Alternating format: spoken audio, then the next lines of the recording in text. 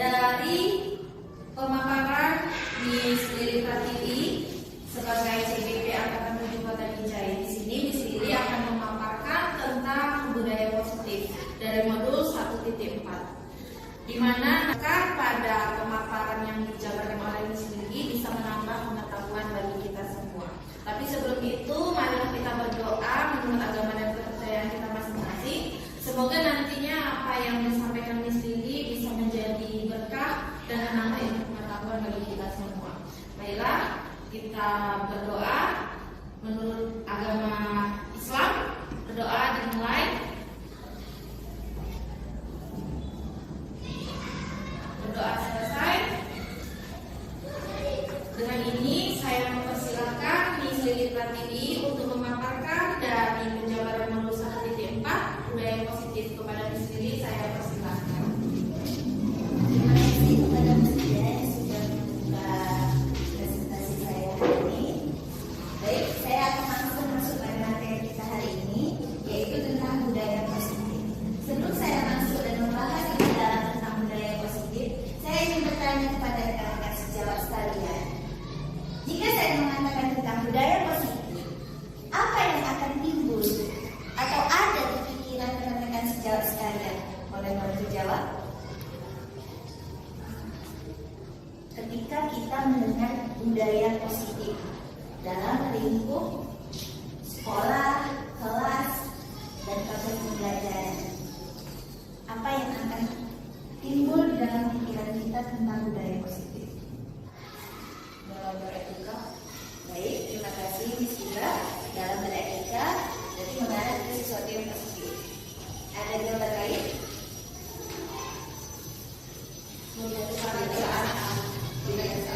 Kebiasaan sikap yang baik. Oke, terima kasih Miss Dewi. Nah, ketika kita berbicara tentang budaya positif, tentunya kita akan mengingat apa yang menjadi suatu kebiasaan seperti yang dikatakan Miss Dewi, dan apa yang menjadi sesuatu yang harusnya kita lakukan secara positif. Baik, saya di sini akan memaparkan tentang budaya positif, di mana materi ini adalah menjadi salah satu materi yang ada di modul 1.4 dari pendidikan guru penggerak yang saya ikuti di Angkatan 7 Kota Binjai ini. Maka kata budaya berasal dari bahasa Sanskerta, yaitu budaya, yang merupakan bentuk jamak dari budi yang memiliki arti budi atau akal. Sedangkan dalam bahasa Inggris, budaya dikenal dengan kata culture yang berasal dari bahasa Latin atau color yang memiliki arti mengolah atau mengerjakan. Budaya sendiri merupakan pola atau cara hidup yang terus berkembang oleh sekelompok orang dan diturunkan pada generasi berikutnya. Nah, jadi di sini kita bisa dapat mengartikan bahwa budaya merupakan pola atau cara hidup yang kita lakukan terus-menerus dan terus berkembang oleh sekelompok orang dan diturunkan pada generasi berikutnya. Jadi apa yang kita turunkan pada generasi berikutnya? Budaya positif di sekolah ialah nilai-nilai, keyakinan-keyakinan, dan kebiasaan-kebiasaan di sekolah yang berpihak pada murid agar mereka dapat berkembang menjadi pribadi yang kritis, penuh hormat, dan bertanggung jawab. Dalam membentuk budaya positif di sekolah, kita harus beracuan kepada nilai-nilai kebajikan secara universal, keyakinan-keyakinan atau kebiasaan-kebiasaan di sekolah yang berpihak pada murid. Nah, jadi di sini kita berfokus pada murid dan berpihak pada murid. Berbeda dengan kurikulum sebelumnya, di kurikulum Merdeka kita berpihak kepada murid dalam menerapkan nilai-nilai, keyakinan, dan kebiasaan-kebiasaan agar mereka dapat berkembang menjadi pribadi yang kritis, penuh hormat, dan bertanggung jawab. Jadi harapan kita dari pembentukan budaya positif ini agar anak di sekolah bisa menjadi murid yang kritis, namun memiliki rasa penuh hormat dan tanggung jawab pada sesama.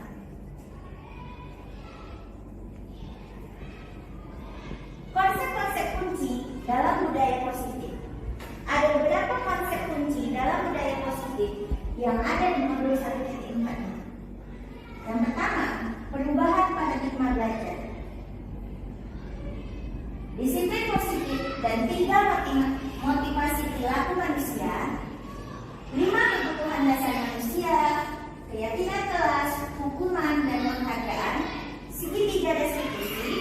dan 5 posisi kontrol guru. Jadi di sini saya akan membahas tentang kunci-kunci budaya positif ini. Perubahan paradigma budaya positif itu sendiri sesuai dengan paparan Dr. William Glasser dalam kontrol teori untuk merumuskan beberapa miskonsepsi tentang kontrol, yaitu ilusi guru mengontrol murid, ilusi bahwa setiap perbuatan positif efektif dan bermanfaat, ilusi bahwa klinik dan membuat orang merasa bersalah dapat menyebabkan karakter, ilusi bahwa orang dewasa memiliki hak untuk memaksa. Ilusi-ilusi yang saya sebutkan ini sering kita alami dan sering terjadi di kehidupan kita, khususnya pada saat kita melakukan proses pembelajaran. Nah, setelah saya mengikuti pelatihan guru pembela ini, saya mulai merasa perlu melakukan refleksi diri atas perubahan paradigma ini. Jadi, apa yang sudah kita pikirkan selama ini ternyata tidak sesuai dengan teori kontrol yang ada. Ilusi guru mengontrol murid. Pada dasarnya, kita tidak dapat memaksa murid untuk melakukan sesuatu. Jikalau murid tersebut memilih untuk tidak melakukannya, itu yang terjadi selama ini. Walaupun tampaknya kita sedang mengontrol perilaku murid tersebut, hal ini karena murid tersebut sedang mengizinkan dirinya untuk dikontrol. Jadi dari sini kita bisa tahu bahwa kita tidak bisa memaksa murid jika tidak ada kemauan dari murid tersebut. Maka dia akan menolak. Saat itu bentuk kontrol guru menjadi kebutuhan dasar yang dipilih murid tersebut. Teori kontrol menyatakan bahwa semua perilaku memiliki tujuan, bahkan terhadap perilaku yang tidak disukai. Jadi dari sini kita bisa merefleksikan diri bahwa guru mengontrol murid itu adalah sebuah ilusi. Jadi kita belajar bersama untuk tidak lagi terlalu mengontrol murid. Next, ilusi bahwa semua penguatan positif efektif dan bermanfaat. Penguatan positif atau bujukan adalah bentuk kontrol. Segala usaha untuk mempengaruhi murid agar mengulangi sesuatu perilaku tertentu adalah suatu usaha untuk mengontrol murid tersebut. Dalam jangka waktu tertentu, kemungkinan murid tersebut akan menyadarinya dan mencoba untuk menolak bujukan kita.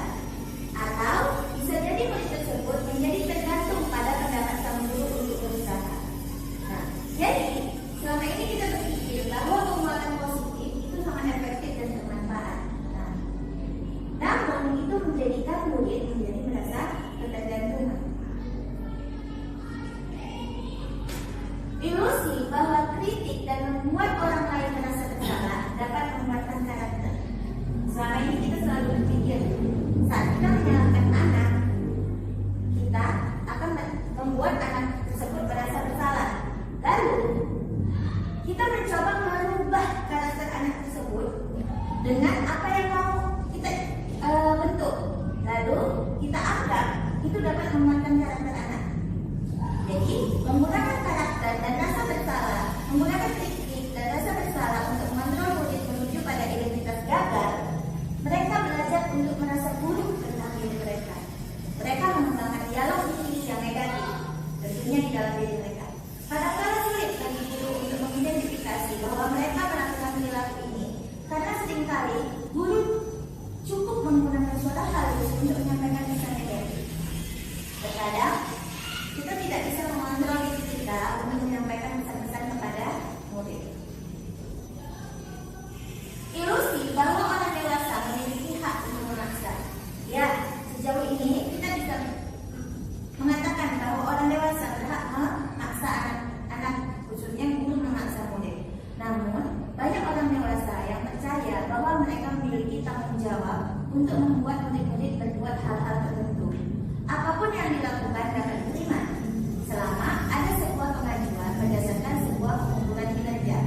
Pada saat itu pula, orang dewasa akan menyadari bahwa perilaku memaksa tidak akan efektif untuk jangka waktu panjang dan sebuah hubungan permusuhan akan terbentuk. Lalu apa yang bisa kita lakukan? Di sini stimulus respon versus teori kontrol, pandangan tentang dunia. Dalam stimulus respon tentang dunia, kita berpikir bahwa realitas atau kebutuhan kita itu sama.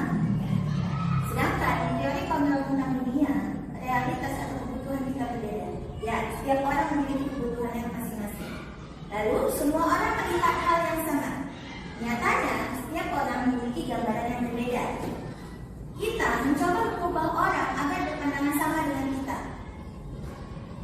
Di teori kontrol, kita berusaha memahami pandangan orang lain tentang dunia. Orang lain bisa mengontrol saya.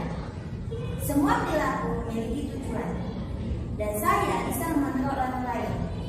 Dalam teori kontrol, Anda tidak bisa mengontrol orang lain, kecuali orang lain tersebut mengizinkan dirinya untuk dikontrol. Disiplin positif dan 3 motivasi kontrol manusia. Disiplin sendiri berasal dari bahasa Latin, disiplina, yang artinya belajar. Makna kata ini berkonotasi dengan disiplin diri dari murid-murid Sokrates dan Plato. Disiplin diri membuat orang menggali potensinya menuju sebuah tujuan apa yang dia hargai. Dalam budaya kita, makna disiplin positif telah berubah menjadi sesuatu yang dilakukan seseorang pada orang lain untuk mendapatkan kepatuhan. Kecenderungan umum adalah menghubungkan kata disiplin dengan ketidaknyamanan, bukan apa yang kita hargai atau pencapaian suatu tujuan. Nah, jadi dari sini kita bisa berpikir bahwa selama ini makna disiplin itu sendiri sudah salah kita mengartikan. Jadi disiplin itu hasilnya adalah menggali potensi menuju sebuah tujuan apa yang dihargai atas orang yang ingin kita disiplinkan. Nah, namun kita selama ini merubahnya menjadi pandangan kita memaksa atau meminta orang untuk berubah melakukan sesuatu untuk kepatuhan, dan terkadang menjadi ketidaknyamanan bagi seseorang yang ini biasanya sering terjadi pada sebuah peraturan yang kita buat di sekolah. Ketika mendengar kata disiplin, apa yang terbayang di benak Anda? Apa yang terlintas di pikiran Anda? Kebanyakan orang akan menghubungkan kata disiplin dengan tata tertib, teratur, dan kepatuhan pada peraturan. Nah, jadi peraturan yang kita buat selama ini di sekolah, kita anggap itu adalah sesuatu untuk mendisiplinkan siswa ataupun warga sekolah. Namun, kata disiplin juga sering dihubungkan dengan hukuman, padahal itu sungguh berbeda. Karena belajar tentang disiplin positif tidak harus dengan memberi hukuman. Justru itu adalah salah satu alternatif terakhir, dan kalau perlu tidak digunakan sama sekali. Nah, ini yang sedang digaungkan, dan guru-guru Indonesia sedang berusaha untuk merubah paradigma tadi dari hukuman menjadi sesuatu yang lebih baik dilakukan. 3 motivasi perilaku manusia. Sebagai manusia, dalam hidup kita punya motivasi, berbeda dengan motivasi atau goal yang selama ini kita bicarakan. Di sini,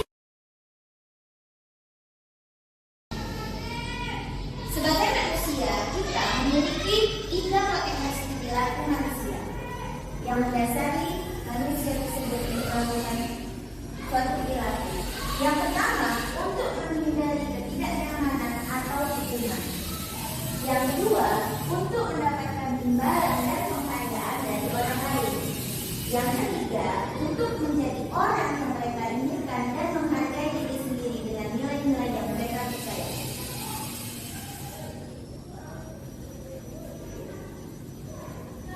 Yang pertama, untuk menghindari ketidaknyamanan atau hukuman. Ini sering terjadi di kehidupan kita. Ini adalah tingkat terendah dari motivasi perilaku manusia. Biasanya, orang yang motivasi perilakunya untuk menghindari hukuman dan ketidaknyamanan akan bertanya, apa yang akan terjadi apabila saya tidak melakukannya? Sebenarnya, mereka sedang menghindari permasalahan yang mungkin muncul dan berpengaruh pada mereka secara fisik, psikologis, maupun tidak terpenuhnya kebutuhan mereka bila mereka tidak melakukan tindakan tersebut. Nah, jadi saya akan menunjukkan contoh. Misalnya, seorang murid yang dia datang ke sekolah tepat waktu hanya untuk tidak didukung gurunya. Misalnya dalam sekolah tersebut ada peraturan, jika telat dilarang masuk kelas atau mahasiswa biasanya. Nah, ini kita lingkupnya di sekolah. Jadi, murid tersebut akan datang ke sekolah dengan motivasi menghindari ketidaknyamanan dan hukuman. Jadi dia tidak tergerak dari dalam dirinya saya memang harus datang cepat, tapi untuk menghindari hukuman yang diberikan. Jadi dengan motivasi ini dia akan selalu bertanya dalam dirinya, jika saya datang terlambat, saya akan mendapat hukuman. Jika saya datang tepat, saya akan masuk kelas. Nah, jadi itu adalah contoh dari motivasi manusia untuk menghindari hukuman. Berikutnya, untuk mendapatkan imbalan dan penghargaan dari orang lain. Nah, ini juga sering terjadi pada murid-murid kita. Mereka melakukan sesuatu karena nilai-nilai yang mereka yakini. Satu tingkat dari motivasi yang pertama tadi, di sini orang berperilaku untuk mendapatkan imbalan dan penghargaan dari orang lain. Orang dengan motivasi ini akan bertanya, apa yang akan saya dapatkan apabila saya melakukannya? Mereka melakukan sebuah tindakan untuk mendapat pujian dan dari orang lain yang menurut mereka penting. Mereka juga melakukan sesuatu untuk mendapatkan hadiah, pengakuan atau imbalan. Nah, di sini contohnya, misalnya ada seorang murid, kita sering, jika anak bisa menyelesaikan tugas ini dengan cepat, maka kita nanti akan dikasih reward. Nah, jadi anak tersebut hidup dalam motivasi yang mendapatkan imbalan dan penghargaan dari orang lain, atau bahkan kita kasih pembalas seperti, wah anak hebat.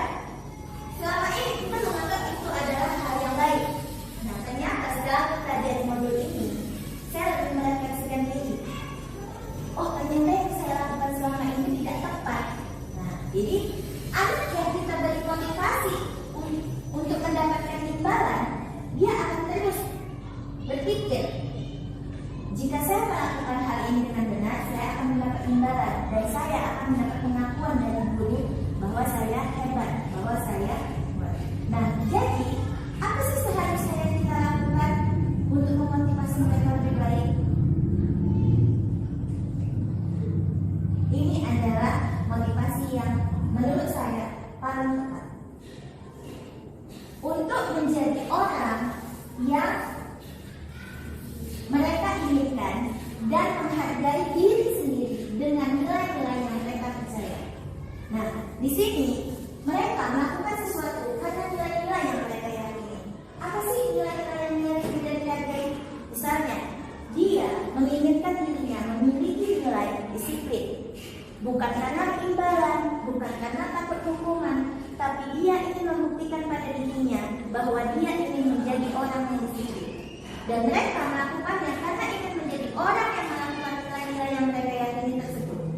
Ini adalah motivasi yang akan membuat seseorang memiliki disiplin positif, karena motivasi berperilakunya bersifat internal dari dalam diri, bukan eksternal dari orang lain. Nah, jadi menurut saya orang dengan motivasi yang seperti ini adalah orang yang memiliki nilai-nilai yang kuat di dalam dirinya dan sangat menghargai dirinya untuk bisa menjadi orang yang bisa memiliki disiplin positif. Materi berikutnya yaitu keyakinan kelas, hukuman dan penghargaan. Selama ini kita hanya berpikir tentang peraturan sekolah, peraturan kelas, aturan, hukuman, penghargaan. Kita tidak pernah berpikir bahwa adanya keyakinan kelas. Setelah saya mempelajari modul 1.4 ini, saya mendapatkan banyak positif dari keyakinan kelas ini. Itu mengapa saya berbagi kepada rekan-rekan sejawat pada hari ini untuk berbagi tentang ilmu yang saya dapatkan agar bisa diterapkan di sekolah kita nanti. Untuk terbentuknya budaya positif, pertama-tama perlu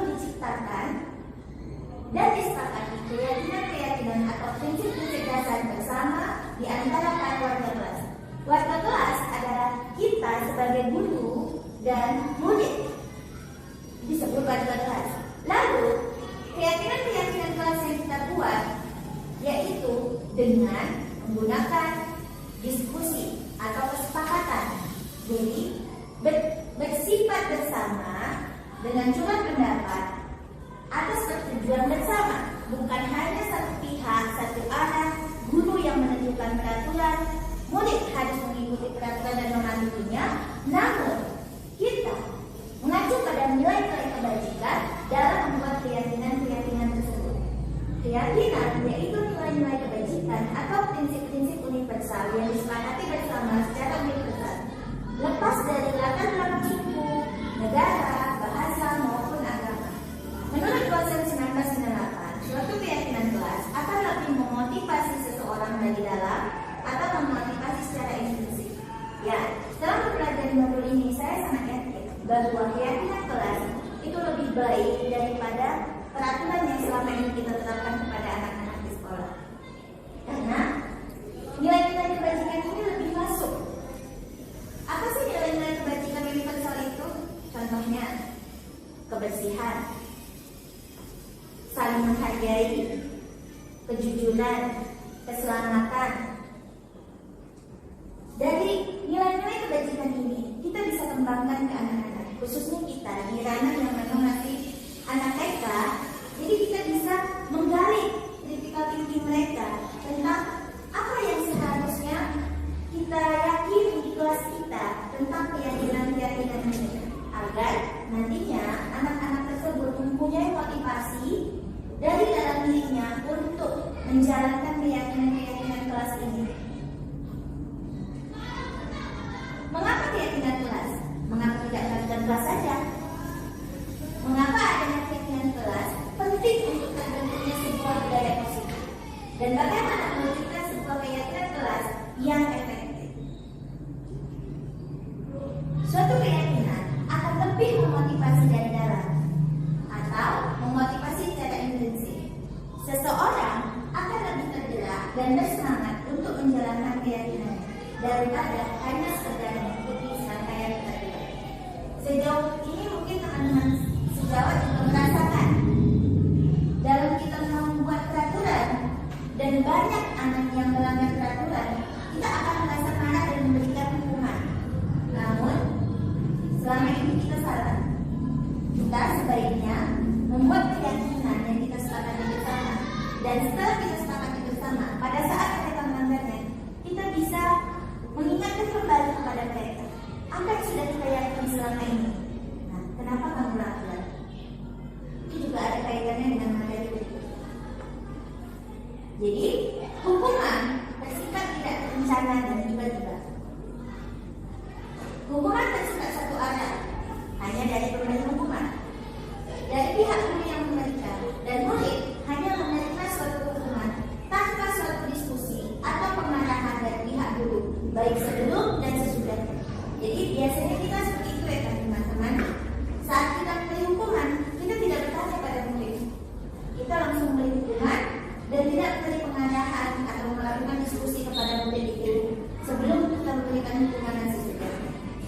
Nah, hukuman yang diberikan bisa berupa fisik maupun verbal, dan murid disakiti oleh suatu perbuatan dengan kata-kata.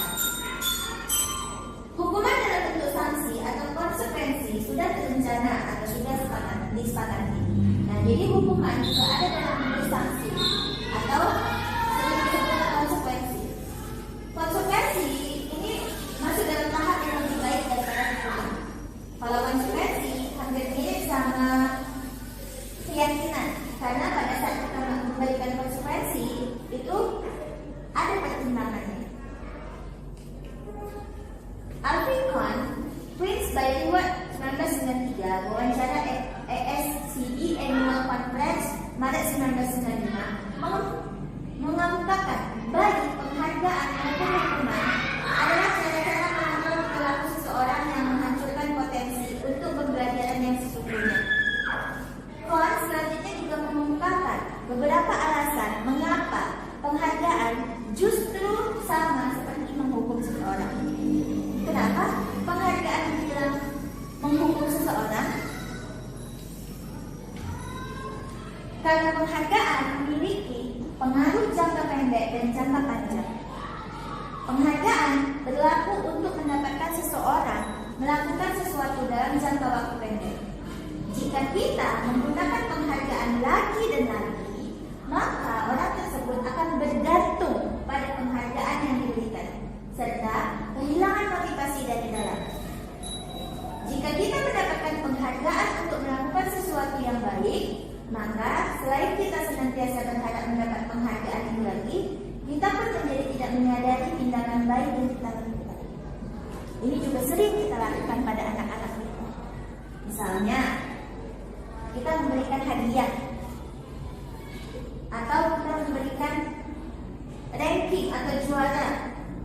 Nah, dengan penghargaan ini, seseorang tadi akan bergantung, tidak termotivasi dari dalam untuk melakukan sesuatu secara sungguh-sungguh, tapi berharap pada penghargaan yang kita berikan. Ini yang disebut dengan pengaruh jangka pendek dan jangka panjang. Penghargaan itu sebenarnya tidak efektif. Suatu penghargaan adalah suatu benda atau peristiwa yang diinginkan, yang dibuat dengan persyaratan hanya jika Anda melakukan hal ini, Anda akan mendapatkan penghargaan yang diinginkan. Jika saya mengharapkan suatu penghargaan dan tidak mendapatkannya, maka saya akan kecewa dan berkecil hati, serta kemungkinan lain kali saya tidak akan berusaha sekeras sebelumnya. Ini juga sering terjadi pada anak-anak didik kita. Jika kita memberikan seseorang suatu penghargaan untuk melakukan sesuatu, maka kita harus terus-menerus memberikan penghargaan itu. Jika kita ingin orang tersebut meneruskan perilaku yang kita inginkan. Nah, jadi jika kita bentuk dengan penghargaan terus-menerus, maka kita tidak bisa berhenti melakukannya. Kita harus juga terus-menerus memberikan penghargaan. Penghargaan merusak hubungan. Mengapa penghargaan bilang merusak hubungan? Ketika seorang diberi penghargaan atau dipuji di depan orang banyak, yang lainnya akan merasa iri. Dan sebagian dari mereka akan tidak menyukai orang yang memberikan penghargaan tersebut. Anak-anak sering merasa seperti itu. Jika seorang guru sering memberikan penghargaan kepada murid-muridnya, besar kemungkinan murid-muridnya akan termotivasi hanya untuk menyenangkan gurunya. Benar pula, mereka tidak akan bersikap jujur kepada guru tersebut. Nah, jadi pada saat kita memuji anak, pasti ada temannya yang merasa iri atau merasa tidak suka dengan temannya yang mendapat pujian.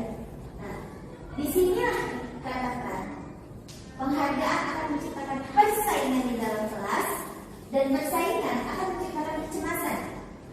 Mereka yang percaya bahwa mereka tidak memiliki kesempatan untuk mendapatkan penghargaan, maka akan berhenti mencoba.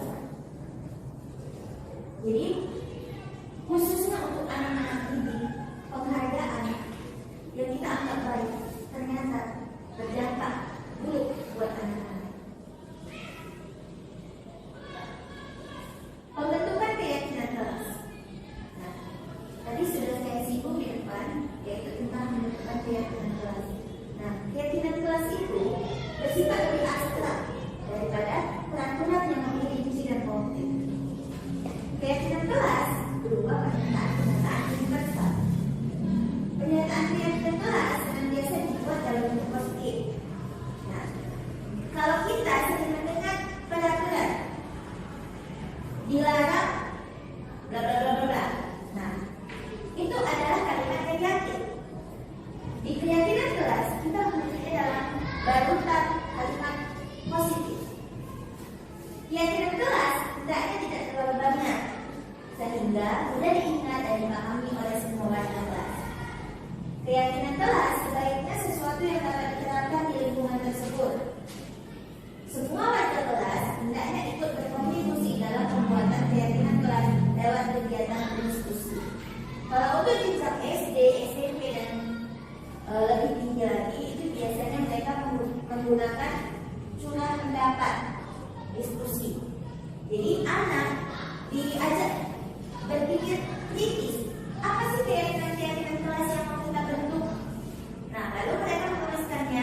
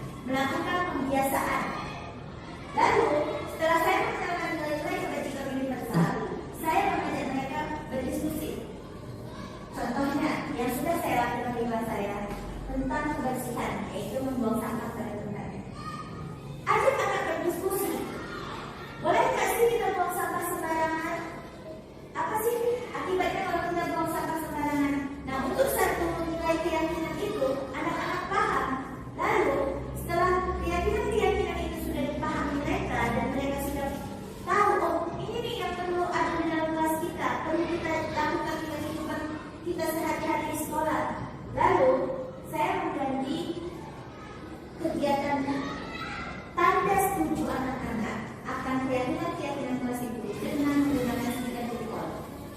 Jadi saya menggunakan stiker jempol, setiap anak menggunakan stiker jempol, dan bagi yang setuju dengan apa yang sudah kita yakini boleh menempelkan stiker jempolnya di bagian gambar-gambar yang sudah saya berikan. Nah, jadi ini saya sudah mulai lakukan di dalam kelas saya, dan nantinya saya juga akan menerapkan kebiasaan kepada anak-anak didik saya agar nantinya pembentukan budaya positif melalui kegiatan keyakinan kelas dan kebiasaan ini bisa berhasil kita wujudkan. Mudah-mudahan di peringatan bangsa ini juga kita bisa mewujudkan budaya positif ini. Berikutnya, kita sebagai guru atau pendidik bersedia meninjau kembali keyakinan kelas dari waktu ke waktu. Mungkin ada keyakinan kelas yang perlu kita perbaharui, maka kita harus meninjau dan mengevaluasinya terlebih dahulu. 5 kebutuhan dasar manusia.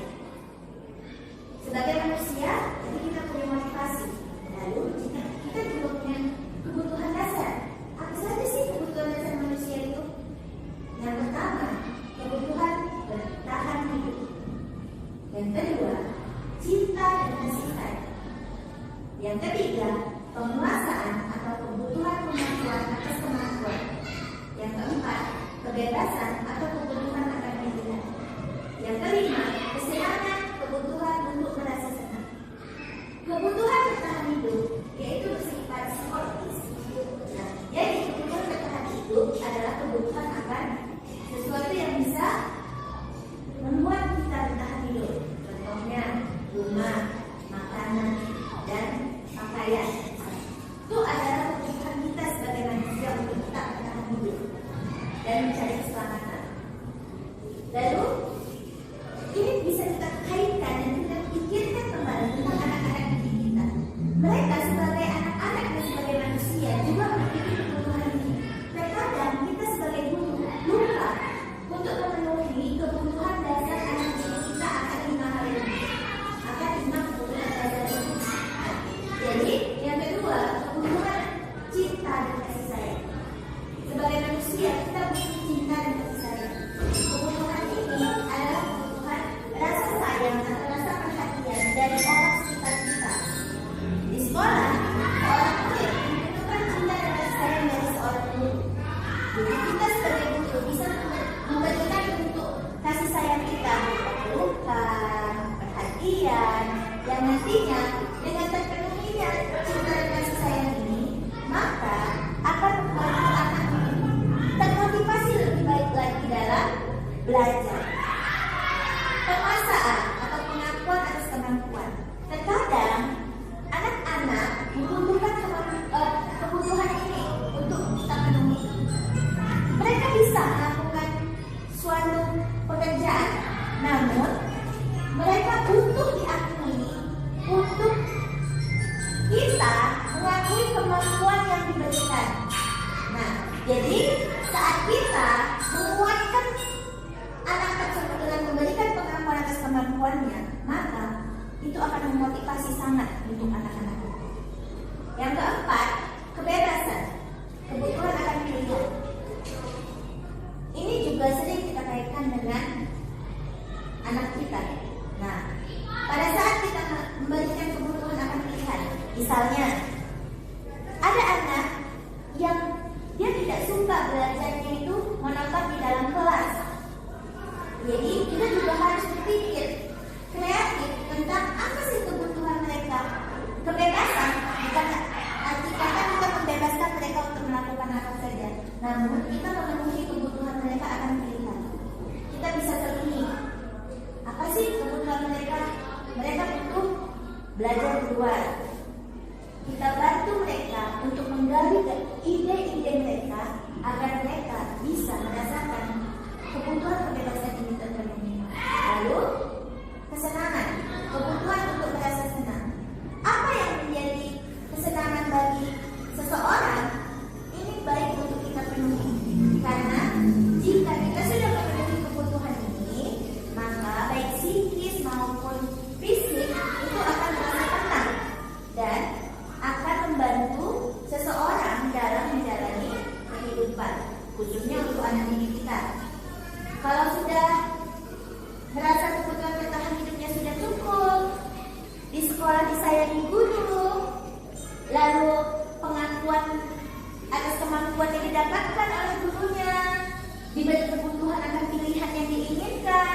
dan kesenangannya terpenuhi, saya percaya anak-anak kita akan tumbuh menjadi anak yang luar biasa.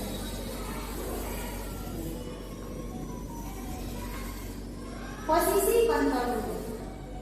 Sebagai guru, kita memiliki 5 posisi kontrol. 5 posisi kontrol tersebut antara lain, yang pertama, penghukum. Yang kedua, membuat orang merasa bersalah. Yang ketiga, teman.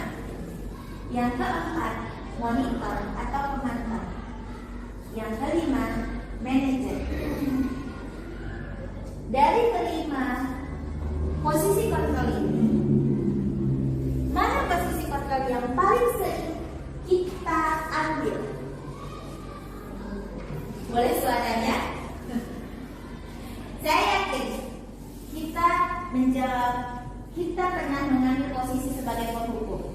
Karena saya juga sadar, saya juga mengambil posisi sebagai penghukum, membuat orang merasa bersalah, terkadang menjadi teman, dan memonitor atau pemantau, serta manajer. Tapi masih jarang.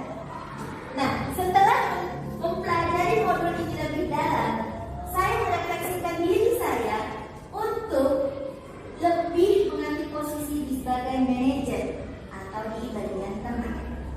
Jadi, berusaha meninggalkan ruangan gelap dari penghukum dan membuat orang merasa bersalah. Nah, kenapa sih kita sering mengambil posisi penghukum? Karena kita melihat apa kesalahan yang dilakukan tanpa melihat apa di belakang, membuat orang merasa bersalah. Selama ini kita berpikir, dengan kita membuat anak merasa bersalah, kita akan membuat mereka berubah dan menyadari kesalahannya, lalu tidak akan mengulangi perbuatan lama. Namun, hal tersebut tidak sama sekali. Saat kita memberi hukuman, membuat orang merasa bersalah, maka anak tersebut akan tumbuh dalam identitas gagal.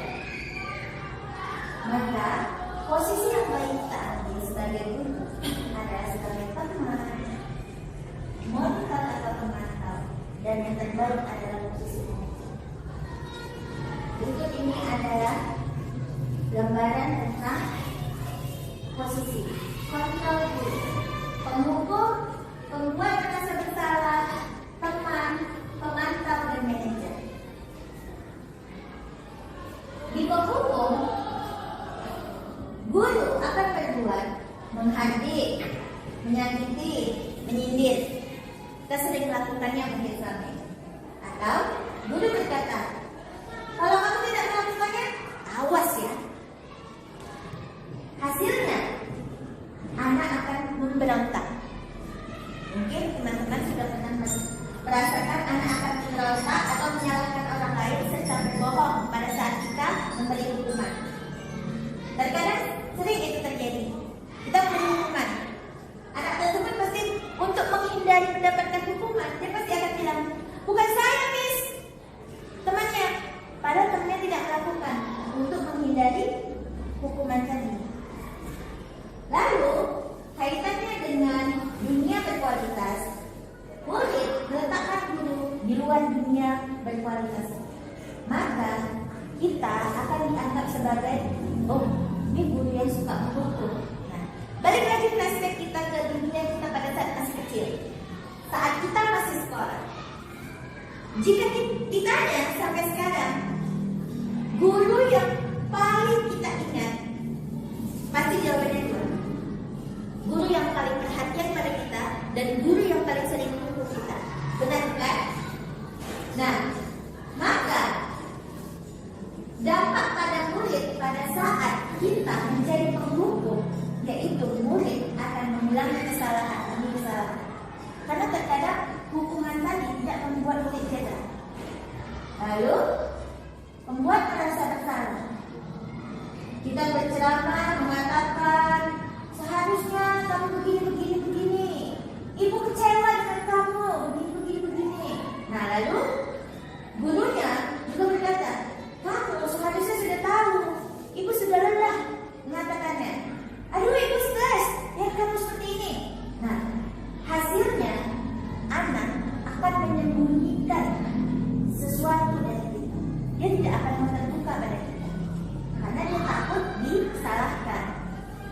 dan menyangkal serta berbohong pada kita untuk selamat dari rasa bersalah ini tadi. Nah, lalu kaitannya dengan dunia berkualitas, murid meletakkan guru di dalam dunia berkualitas. Percaya kepada guru, tapi tidak akan terbuka. Banyak dari merasa guru saya tidak akan menghukum, hanya menyalahkan saya. Nah, akhirnya murid berkata, maafkan saya. Ini adalah poin penting pada saat kita menyalahkan orang lain. Kita berharap murid meminta maaf. Lalu dampaknya pada murid menjadi merasa rendah diri. Itu kenapa saya bilang identitas gagal untuk menghindari hukuman. Kita sebaiknya meninggalkan posisi penghukum dan pembuat merasa bersalah. Lalu kita angkat mereka dari identitas gagal ke identitas berhasil atau sukses, yaitu kita mengambil posisi sebagai teman, yaitu membuat alasan. Guru biasanya membuat alasan-alasan untuk muridnya. Kita terbuka kepada murid, kita ajak murid untuk menjadi teman. Lalu gurunya berkata, ayo lakukan demi ibu. Masa kamu tidak mau? Kita juga, ibu pernah bantu. Nah, lalu hasilnya apa? Muridnya menjadi ketergantungan. Ada ibu atau ada guruku yang selalu mendengarkan ceritaku, mendengarkan kesalahanku. Sampai akhirnya murid berkata, saya pikir ibu atau bapak adalah teman saya. Ternyata begitu pada saat kita tidak terus melakukannya. Ini baik dilakukan, namun dampaknya tadi adalah anak menjadi tidak mandiri atau tergantung kepada kita. Sedangkan di pemantau itu biasanya gurunya bantah nih. Oh, kamu buat itu ya. Lalu pada saat melakukan kesalahan, anak akan ditanya, apa peraturan kita di sekolah? Hasilnya, anak menyesuaikan diri jika tidak sesuai. Berapa banyak bintang yang saya harus peroleh? Berapa halaman yang harus saya tulis? Ini biasanya berkonsekuensi. Berapa banyak bintang yang saya harus peroleh itu adalah mengharapkan penghargaan. Lalu berapa halaman yang harus saya tulis itu berupa konsekuensi. Nah, jadi murid akan berkata seperti itu pada saat kita mendengar apa peraturannya kalau kamu langgar. Lalu dampaknya bagi murid menitik beratkan pada sanksi atau hadiah untuk dirinya. Termotivasi karena hadiah dan menghindari hukuman. Lalu inilah dia identitas berhasil dan menghargai diri sendiri, yaitu kita mengambil posisi manajer. Selama ini posisi manajer lebih sering diambil perannya oleh kepala sekolah. Namun di guru pembeda kita dididik dan dibimbing untuk bisa memerankan peran ini agar nantinya anak-anak didik kita bisa tumbuh menjadi anak yang lebih baik. Nah, biasanya gurunya berbuat apa? Mengajukan pertanyaan-pertanyaan tentang kesalahan yang mereka lakukan. Namun kesalahan yang dilakukan tadi tidak dijudge, namun lebih ditanya, apa sih? Misalnya ada anak yang datang telat, kita kan selama ini selalu tanya, kenapa telat? Jam segini gak bisa masuk. Nah, kalau sebagai posisi manajer kita bertanya, ini ibu lihat sudah jam segini, kenapa kamu baru datang? Ada apa tadi? Kenapa bisa sampai telat? Misalnya dia jawab, iya bu, tadi di jalan seperti ini. Nah, kita mencari tahu apa penyebab dari kesalahan yang dibuatnya. Jadi pada saat anak melakukan kesalahan, kita cari tahu dulu apa sih yang mendasari kesalahan mereka. Kita tidak langsung blame.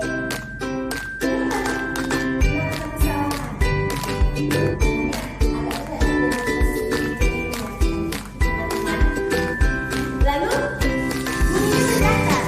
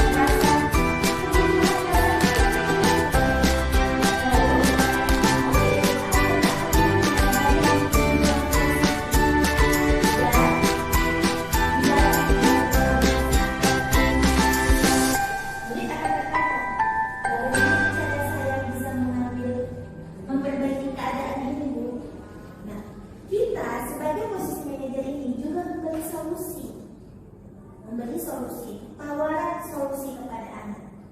Anak yang akan memikirkan solusi apa yang akan diambil. Jadi kita tidak, misalnya, kamu datang telat, besok kamu harus datang lebih cepat. Kita tidak memaksa anak, tapi kita memberi solusi. Kalau kamu datang telat, kamu bilang kamu di jalan macet. Jadi solusi apa yang bisa kamu beri?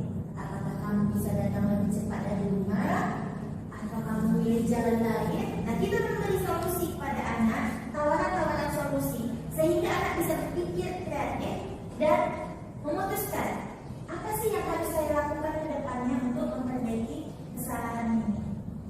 Jadi, dampak pada muridnya, anak akan memperbaiki dirinya dan meletakkan dirinya pada identitas berhasil atau sukses. Segitiga restitusi ada kaitannya dengan posisi manajer. Restitusi adalah proses menciptakan kondisi bagi murid untuk memperbaiki kesalahan mereka, sehingga mereka bisa kembali pada kelompok mereka dengan karakter yang lebih. Kita underline karakter yang lebih kuat. Menurut dosen 2000. Kenapa sih bisa menjadi karakter yang lebih kuat? Dan dapat bayang-bayangnya tadi. Karena kita menyelesaikan masalah tadi dengan posisi manajer tadi. Nah, jadi pada saat kita melakukan restitusi, itu kita akan lebih mengambil posisi sebagai manajer. Karena selama ini kita memberikan hukuman, konsekuensi, atau untuk sesuatu yang baik kita beri penghargaan. Namun di segitiga restitusi ini, langkah yang kita ambil lebih detail. Di sini ada segitiga restitusi. Yang pertama itu adalah menanyakan identitas. Menanyakan identitas. Menanyakan identitas itu biasanya kita bertanya seperti yang tadi. Apa latar belakang yang mendasari dia melakukan kesalahan?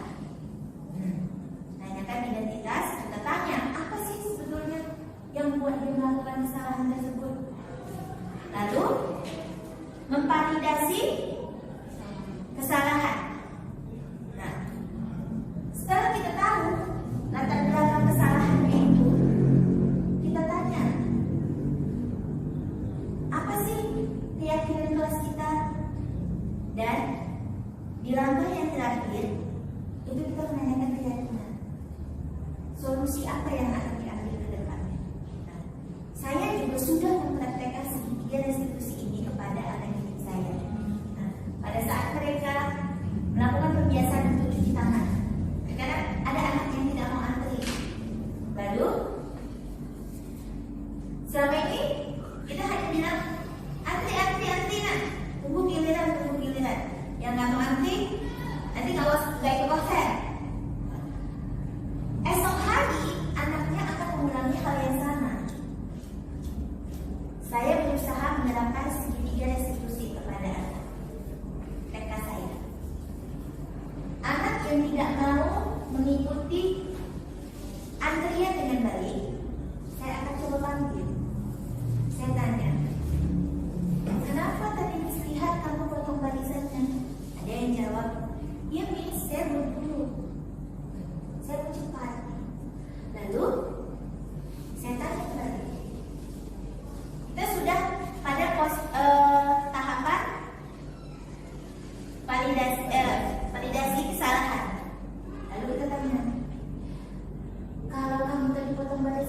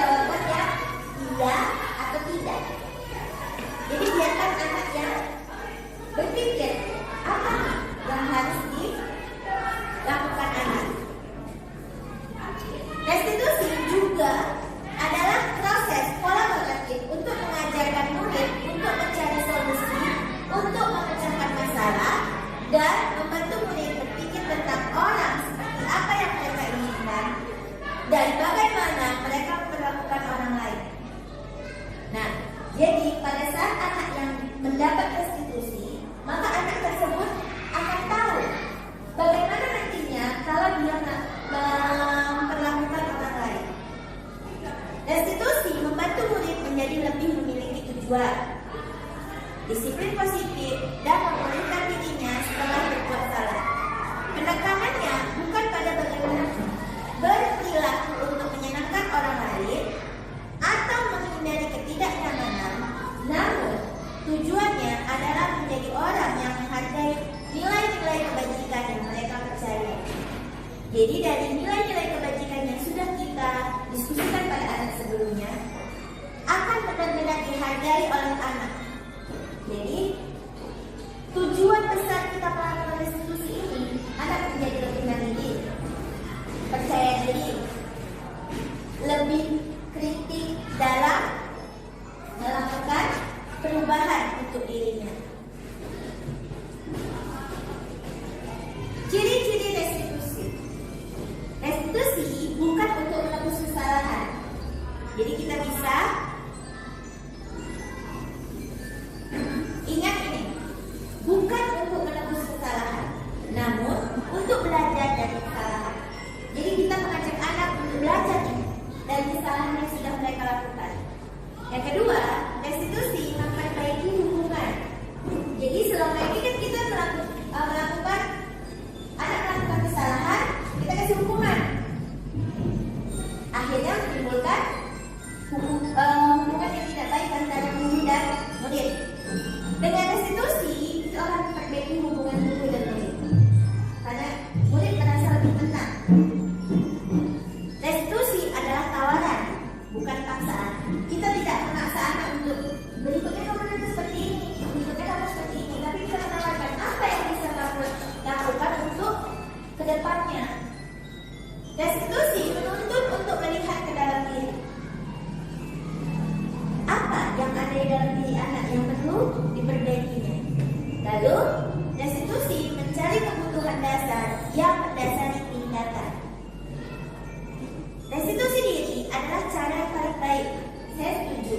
Restitusi adalah cara yang paling baik daripada kita memberikan hukuman, konsekuensi, dan lainnya. Restitusi fokus pada karakter, bukan tindakan. Jadi, dengan anak memperbaiki masalah, kita menemukan karakter anak, bukan pada tindakannya, tapi pada karakter yang akan dibentuk. Lalu, restitusi juga menguatkan. Restitusi fokus pada solusi. Kita tidak menghakimi kesalahan apa yang dilakukannya, namun kita menawarkan solusi ke depannya. Dan restitusi mengembalikan murid yang berbuat salah pada kelompok. Identitas berhasil tadi. Nah, jadi dari hukuman, konsekuensi, dan segitiga restitusi ini, segitiga restitusi adalah yang perlu kita lakukan ke depannya. Kita ubah paradigma belajar kita dari memberi hukuman menjadi melakukan restitusi. Dan kita memberikan penghargaan menjadi memberikan motivasi. Dan kita mengambil posisi sebagai penghukum, pembuat rasa bersalah, kita berubah diri menjadi posisi manajer yang dikaitkan dengan restitusi.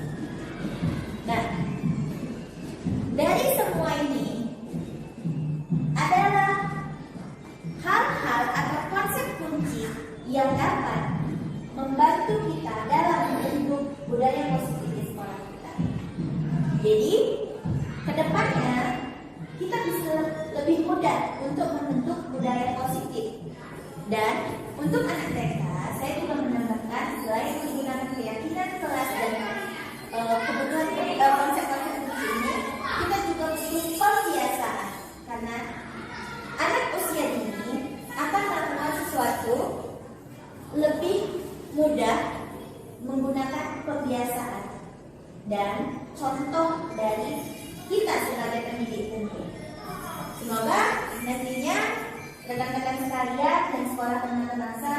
membentuk budaya positif dan keyakinan kelas yang sesuai dengan nilai-nilai kebajikan, dan kita bisa menuju perubahan akan sekolah yang lebih merdeka untuk murid dan berpihak kepada murid. Baik, cukup sekian penjelasan dari saya. Terima kasih.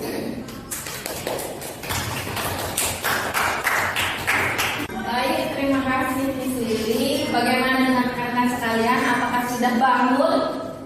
Sudah ya? Sudah bangun ya? Oke.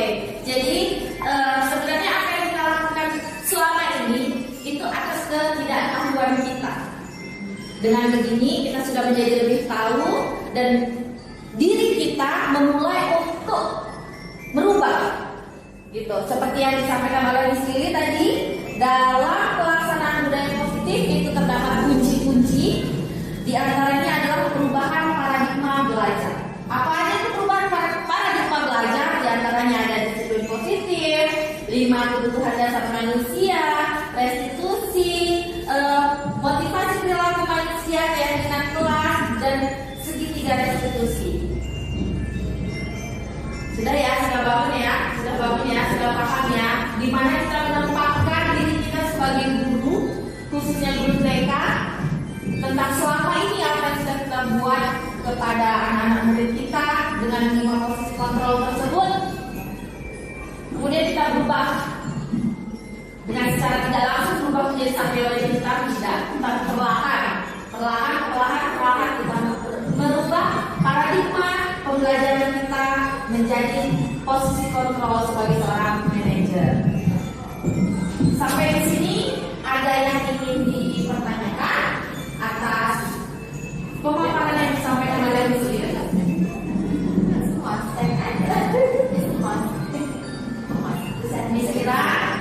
Miss Ira? Ya, Miss Tiba. Oke, Miss Tiba, silakan. Oke, terima kasih. Ya, saya ingin bertanya kepada Miss Lili. Seperti yang Miss Lili bilang, saya memiliki salah satu murid yang sering datang terlambat.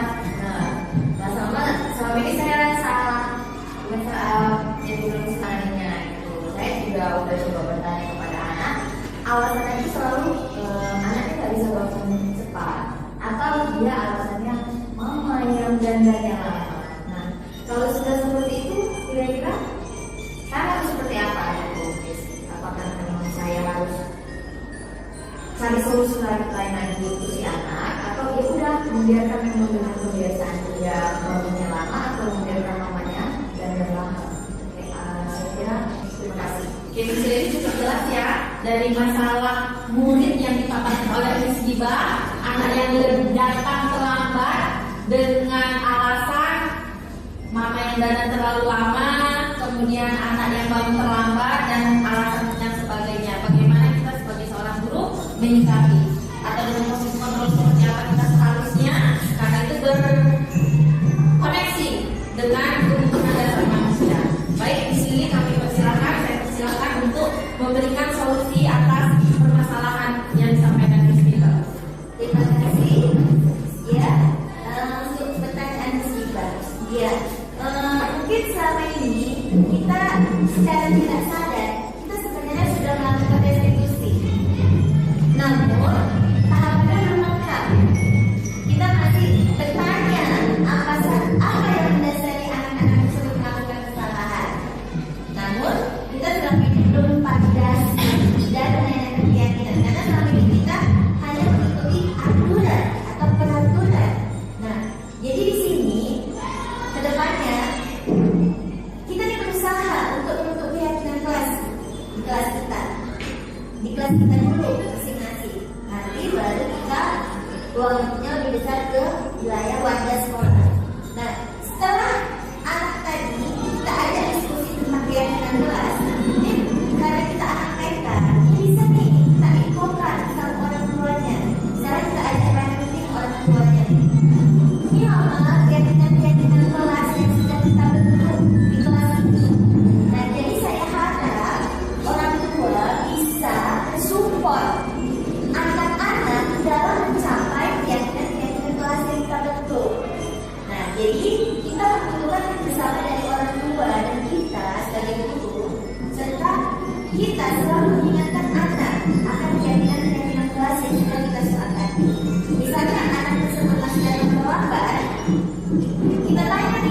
Alasannya, dia sudah punya jawaban.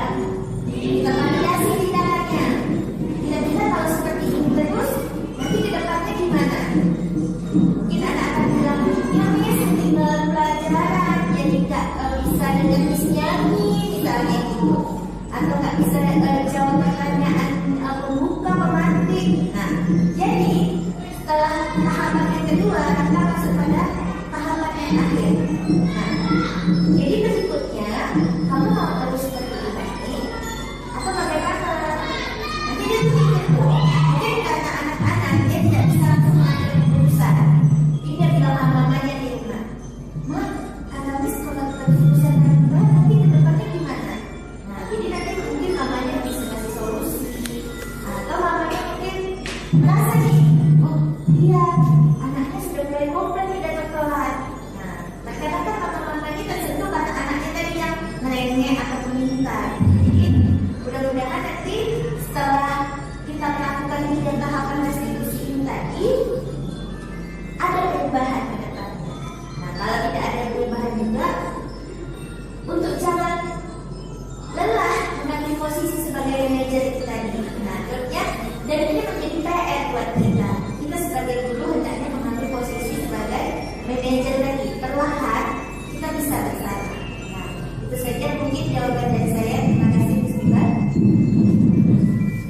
Ada pertanyaan tambahan? Oke, Miss Desti. Satu pertanyaan untuk Miss Desti. Satu pertanyaan yang akan diutarakan oleh Miss Desti.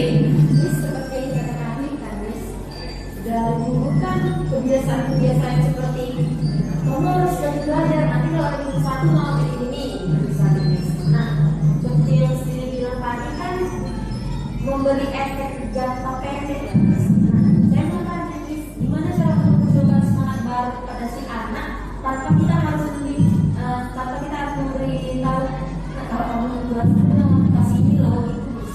Gimana ya, secara Oke, ini kaitannya dengan hukuman dan penghargaan ya, Miss Lili ya. Baik, Miss Lili. Kan Miss bilang teman tadi meyakinkan anak dalam keyakinan kelas. Ada satu di kelas Miss udah dikasih tahu dengan cara yang baik, juga kadang dia nggak udah tulisnya gitu, udah kami kasih tahu dengan cara yang baik, juga dia nggak mau bayar tulisnya. Terus bilang gimana cara dia memberi efek jerah kepada si anak, tapi tidak membuat dia merasa dikucilkan, disalahkan. Oke, itu yang Miss Lili tadi dia kaitannya dengan motivasi hukuman dan penghargaan. Baik, Miss Lili. Nah, jadi seperti yang sudah saya sampaikan tadi bahwa selama ini kita masih selalu memberikan penghargaan atau terkadang kita memberikan hukuman dan konsekuensi. Nah, jadi dari sini saya belajar banyak bahwa kode ini mengajarkan kita untuk bisa lebih bijak menjadi guru dan lebih berpihak kepada murid dengan mengganti apa yang sudah kita lakukan selama ini, merubahnya perlahan. Mungkin selama ini kita memberikan reward atau hadiah kepada anak tanpa kita berpikir panjang ke depannya nanti anak akan seperti apa kalau kita berhenti memberikan penghargaan. Nah, jadi dengan untuk masalah penghargaan ini tadi, ini dan juga dalam proses berubah secara perlahan, kita bisa menggantinya dengan memberikan motivasi secara intensif tadi dari anak. Nah, jadi kita terus menggali anak untuk bisa menghargai dirinya. Nah, jadi kita bilang, kalau kamu terus-terusan berharap untuk dapat hadiah, dapat penghargaan atau dapat pengakuan itu tadi, nah, jadi kita akan membuat anak merasa nih, lama-kelamaan mungkin dalam waktu dekat kita tidak bisa gitu kan. Lama-kelamaan kita akan membuat anak tadi merasa berpikir seperti ini. Oh, saya tidak bisa terus-terusan mengharapkan hadiah. Jadi apa yang kamu lakukan untuk diri kamu? Kalau kamu bagus, untuk kamu. Ada atau tidak ada hadiah, itu akan menjadi bonusnya. Nah, jadi lakukan dulu yang terbaik untuk kamu. Memang saya rasa ini memang menjadi PR yang sangat berat untuk kita khususnya guru TK di usia anak dini ini yang suka itu bintang, sukanya itu hadiah, sukanya itu stempel. Nah, jadi sesuatu yang mereka lakukan itu butuh pengakuan dan penghargaan. Makanya perlahan bersama kita mencari sesuatu lain yang bisa memotivasi anak. Jadi kita motivasi dulu anak supaya bisa membentuk motivasi intrinsik dari dalam diri. Nah, jadi misalnya kalau misalnya anak itu melakukan sesuatu dengan cepat atau melakukan sesuatu dengan benar, kamu pintar. Nah, kita boleh memberi pengakuan, namun tidak terus menerus. Dan kita berusaha menghentikan sifat itu tadi dengan itu bagus. Jadi kamu sudah jadi anak hebat. Kalau kamu sudah jadi anak hebat, kamu bisa berjalan kaki. Jadi kita bisa menggunakan alternatif lain. Dan untuk anak yang mungkin sudah kita beritahu tentang keyakinan yang sudah kita yakini bersama, namun masih ada yang melanggar, itu wajar. Karena di usia anak-anak ini tadi mereka rentan melakukan hal-hal tersebut. Kita saja yang orang dewasa masih kadang melakukan kesalahan. Nah, jadi pada saat anak belum mau merespon guru, kita yang berusaha berkeras agar anak tadi lama-lamaan mau meyakini keyakinan kelas yang sudah kita bentuk tadi dengan menjadi seperti yang saya bilang, program pembiasaan. Anak usia ini saya yakin sesuatu yang dilakukan terus-menerus ke anak akan menjadi sesuatu yang terbiasa untuk dia lakukan. Jadi jika terus-menerus kita melakukan pembiasaan kepada anak, melakukan restitusi, memberikan motivasi, mudah-mudahan kedepannya anak bisa tumbuh menjadi anak yang bisa menghargai diri dan memiliki keyakinan bersama.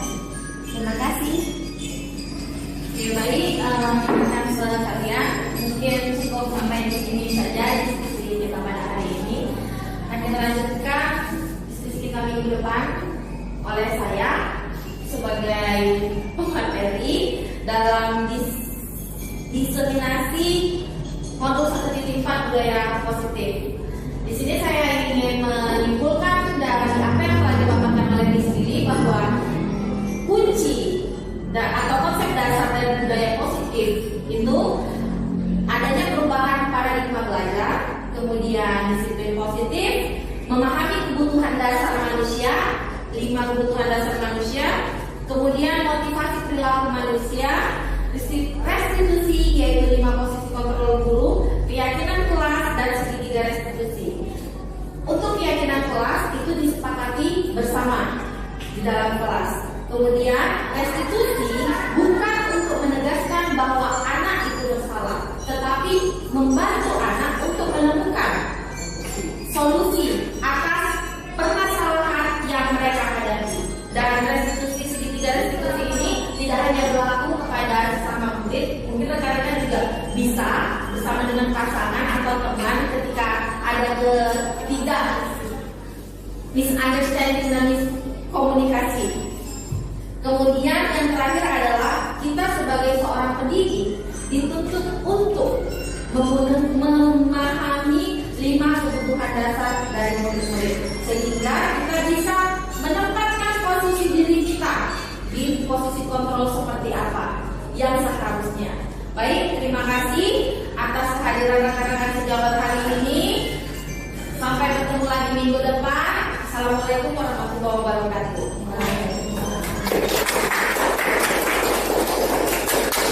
Akan bersama-sama membuat keyakinan kelas kita.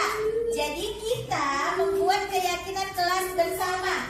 Apa saja sih Miss nilai-nilai kebajikan yang akan kita jadikan keyakinan kelas?